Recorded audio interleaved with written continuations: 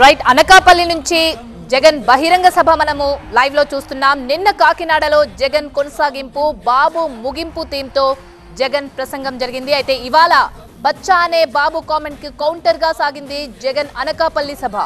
జగన్ ఓ బచ్చా అన్న చంద్రబాబుకు లాజిక్ తో సమాధానం చెప్పారు జగన్. కంసుడి ముందు కృష్ణుడు, మారీచుడి ముందు రాముడు కూడా బచ్చానే అంటూ కామెంట్ చేశారు జగన్. పోయే కాలం వస్తే విలన్లకు హీరోలు బచ్చాలాగే కనిపిస్తారన్నారు సీఎం. నేను బచ్చా అయితే 23 సీట్లే గెలుచుకున్న చంద్రబాబు ఎవరు అని ప్రశ్నించారు. నేను బచ్చా అయితే డజన్ మందిని పోగేసుకున్న బాబు ఎవరు అని ప్రశ్నించారు సీఎం జగన్.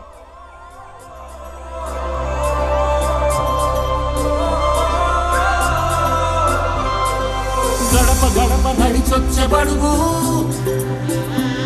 కడుపులను నింపే ముక్క నువ్వే బడి గంట వింటూ పరిగెత్తుకొచ్చే నిరుపేద బిడ్డలకు విద్య నువ్వే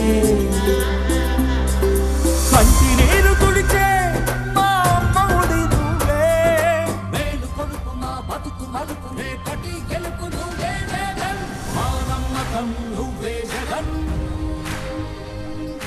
మేం నమ్ముతాం నిన్నే జగన్. రైట్, సిద్ధం సభలో చూసి కడుపు మంటతో చంద్రబాబు నాపై దాడి చేయిస్తున్నారంటూ కామెంట్ చేశారు. పోయే కాలం వస్తే విలన్లు కూడా హీరోలు బచ్చాలాగే కనిపిస్తారని కామెంట్ చేశారు సీఎం జగన్. బచ్చాలాంటి నాపై పోటీకి బాబు ఎందుకు 10 మందిని పోగేశాడంటూ ప్రశ్నించారు సీఎం జగన్. నన్ను ఎదుర్కోవడానికి నక్కలన్నీ ఏకమై కూడా భయపడుతున్నాయంటూ కామెంట్ చేశారు. నేను బచ్చా అయితే డజన్ మందిని పోగేసుకున్న బాబును ఏమనాలి అంటూ ప్రశ్నించారు సీఎం. నేను బచ్చా అయితే 23 మందినే గెలిపించుకున్న బాబు ఎవరు అని ప్రశ్నించారు. ఇక వివక్ష లంచాలు లేని నా పాలనతో పోల్చితే బాబు పాలనలో మార్క్ ఏముంది? 5 ఏళ్ల క్రితం చంద్రబాబును సీఎంగా చూడడం మన కర్మ దౌర్భాగ్యం అంటూ కామెంట్ చేశారు సీఎం జగన్.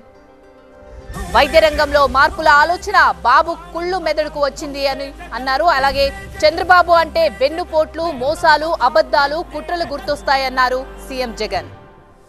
ఈ మధ్య బాబు ఏమంటున్నాడంటే జగన్ ఒక బచ్చా అంటున్నాడు. ఇలాంటి మాటలు వింటుంటేనే నాకు కొన్ని కథలు, కొన్ని మాటలు గుర్తుకొస్తాయి.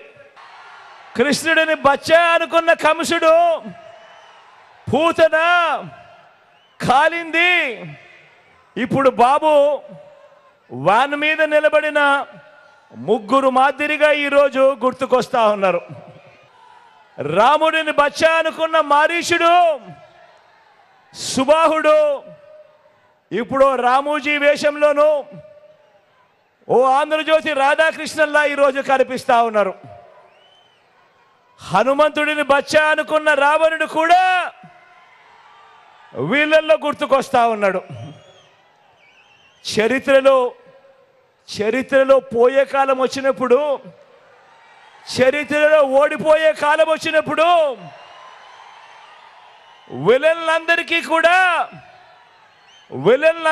కూడా అటువైపున హీరోలందరూ బచ్చాలుగానే కనిపిస్తూ ఉంటారు. అయ్యా చంద్రబాబు, నువ్వు బచ్చా అంటున్న నేను ప్రజలకు మంచి చేసి ఎన్నికల్లో ఒంటరిగా ధైర్యంగా ప్రజల ముందుకు నేను వస్తా ఉన్నా. మరి 14 ఏళ్ళు సీఎంగా చేశావు కదా, మరి 3 సార్లు సీఎంగా చేశావు కదా, మరి పేదలకు నువ్వు చేసిన మంచి ఉంటే నువ్వెందుకయ్యా బచ్చాను చూసి భయపడుతూ పొత్తుల కోసం ఎగబడతా ఉన్నావు అని అడుగుతా ఉన్నాను చంద్రబాబును. ఈ 75 ఏళ్ల వయసులో నువ్వు 10 మందిని ఎందుకు పోగేసుకోవాల్సి వస్తా ఉంది అని అడుగుతా ఉన్నాను. అంతా గమనించండి. నేను బచ్చా అయితే నా చేతిలో చిత్తుగా ఓడిపోయి కేవలం 23 మంది ఎమ్మెల్యేలను మాత్రమే గెలిపించుకున్న నువ్వు ఎవరయ్యా అని అడుగుతా ఉన్నాను.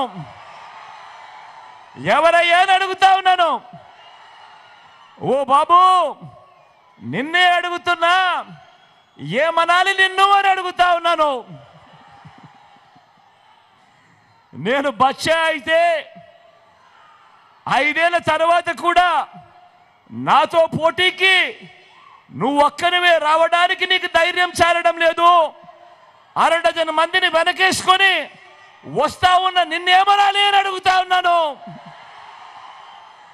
ఓ బాబు, నిన్ను ఏమనాలి అని అడుగుతా ఉన్నాను. ఏమనాలి?